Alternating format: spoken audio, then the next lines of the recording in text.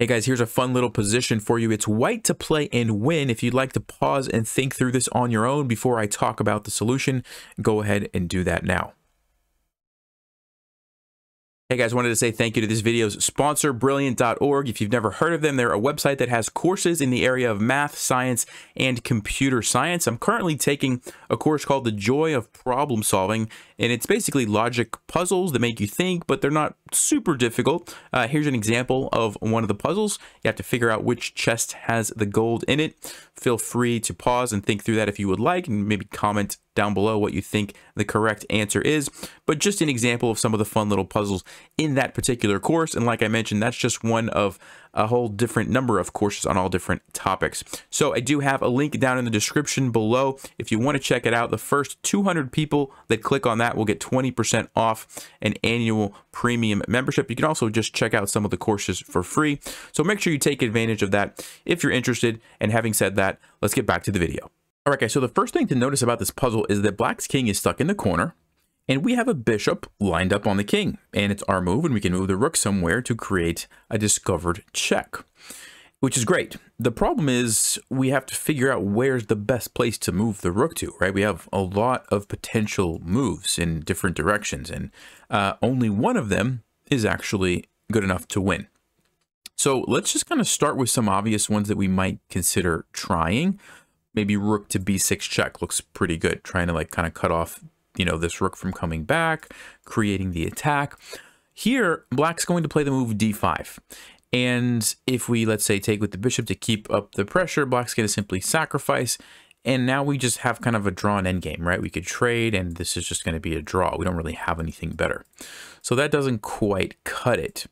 Another move would be maybe rook to c8, trying to, you know, pin that rook and come down this way. But in this case, Black's just going to simply block, and we don't really have a good follow-up. Black's threatening to take our rook next move, and that's not good, and so that also doesn't work. And so if you go through one move at a time, you'll see that there's a resource that Black has in pretty much every situation except rook to c7 check. So this is the key move to get us started.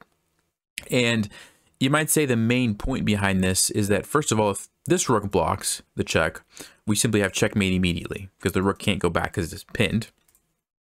If this rook blocks, we have a really nice move here. If you'd like to pause again, what do you think the move is here for white? Well, if you had a chance to look at that, the move is knight to a6. And the point is we're defending the rook, so if the bishop takes us, we simply take it with a really nice smothered checkmate. This rook is pinned, so it can't actually take our knight. So that's kind of the first point. And then the other point is that Black's pieces are all tied up. Pawn can't move, the king can't move, this is pinned so it can't move. The rook can only move here, which just leads to checkmate. We already talked about this, which means the only thing Black could do is play d5 to kind of delay it one move. We simply take it. They have to do something with their bishop. It doesn't really matter what they do. And we simply will take with check, and then we'll come down here with check, and then checkmate. And Black can't stop that, right? So that's kind of the point behind rook to c7 if Black blocks with this rook. Okay, so we looked at this, but the main line is actually they play d5. And now we have to make a decision. Do we capture this pawn with the knight, or do we capture it with the bishop? Well, if we take with the bishop, Black simply takes it. And now all we're left with is the rook and the knight, and we don't have a good follow-up. This knight is hanging, the rook is hanging, we're about to lose one of them, and Black's probably going to just win this position. So the only thing we can do is take with the knight. And now Black can't sacrifice because this actually leads to checkmate.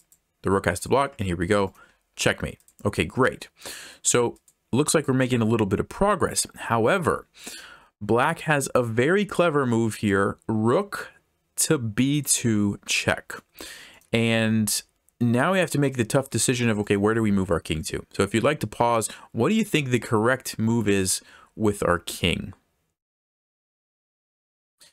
Well, if you had a chance to look at that, the only move here for us to win is king to h3. So let's talk about why. If we go back here anywhere, Black's going to simply play check, force us to move up, then come down, check with this rook. And essentially what they've done is now created a place for their king to run to, so they can simply take our rook. The king's going to be able to escape. We don't have checkmate or anything. and black is just fine. Going back, if we go to g3, now black is going to play this rook all the way back, and we don't actually have a good follow-up. And you're going to see why in just a minute. So we'll come back to that in just a second. King to h3 is actually the correct move. And the reason is now when black plays rook back to block this off, we do have a killer move. If you'd like to pause, this one's not easy to see. Well, maybe it's easy to see. I'm not sure. What's the move here for white? Well, if you had a chance to look at that, the move is knight to b6 check. And of course, the rook is pinned. So the rook can't take. The king obviously can't move. So black has to take us with their pawn. And the point behind doing that was to set up the follow-up. So again, if you'd like to pause, what's the follow-up here for white? Well, if you had a chance to look at that, the move is rook to c2. So we want to come back and then swing over and try to deliver checkmate. That's the point. But we have to kind of choose between really 4 options, right? All of these are potential moves. So why do we choose rook to c2? This is the only one that wins. What's significant about rook to c2? Well, it has to do with the fact that if we go to c4, black can play b5, and prevent us from coming over and delivering checkmate. If we go to c3, black can play bishop to e7 and prevent us from going for the checkmate. And if we go all the way to c1, black can play bishop to f6 and again, prevent us from going for the checkmate. So you can see how black has a way to prevent all of these except this one right here on a2. And so this is why we have to choose rook to c2. Black cannot stop this from happening, which is going to be checkmate because this rook is pinned. And so the only thing black can do is play rook to c8, essentially giving the king a space to escape. However, that comes at the cost of losing this rook with check. And then after king here, we simply take. And then after this trade, we get a winning king and rook and pawn endgame. Okay, we're going to be able to bring our king over, and using the rook and the king, we can take this and we will win. Okay, so that was a lot, and it was a long line, but it was pretty cool. Now, a couple of things to clarify. Going back here, you remember when I said that king to h3 was the only move? The reason had to do with if we went to g3, black goes back, we try to do the same thing with knight to b6 check, the pawn takes, we come down to c2, everything looks exactly the same right up until this moment. Bishop to h4 check, sacrificing the bishop with check, but now, remember the rook before only had that one move, rook c8, and we were able to take it? Now it has all kinds of options. It can just swing over anywhere, attacking us, and it's a different story now, right? Check, it doesn't do anything, right? We can take this, but we're in a losing, maybe a losing rook and pawn ending, probably losing. So that's the big difference. That's why we needed our king to go to, going all the way back here, we needed our king to go to h3. Now, one more funny line that I want to show you, instead of black going back, they could have also tried bringing this rook over here with check. This is a very clever move because if we take it, black doesn't take here. This would lead to a really nice checkmate, right? So there's that. But black can play the move rook to b2 check, creating an escape for their king. And now after we move, they take our rook and we go into this position, which is probably going to be a draw. So we have to watch out for that, which means we need to move to, is it G3? It's super confusing. If you go to G4, you can't win. You have to go to G3. What's the reason here? Oh, because rook to H4 check.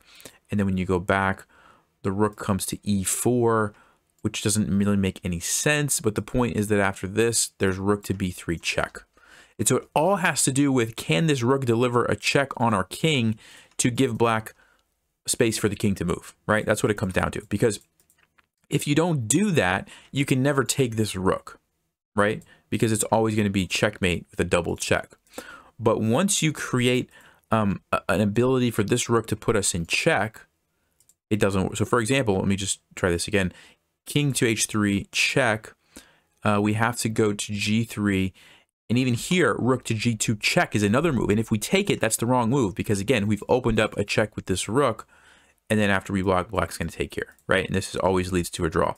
So on this move, and also same thing if we take here, rook to B2 check. Same thing is happening, right? So we have to go king to F4.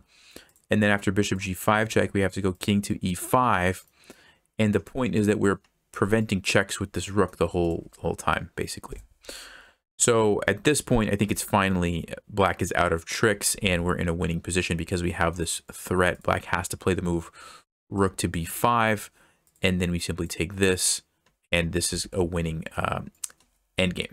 Okay, so that was pretty complicated, but ultimately rook to c7 was the only correct move. And just to recap, the main line was the fact that we could throw in this knight to b6 check, come back to c2, threatening checkmate over here, and go into this winning endgame. Okay, hope you guys enjoyed that, and I'll see you in the next one. As always, stay sharp, play smart, and take care.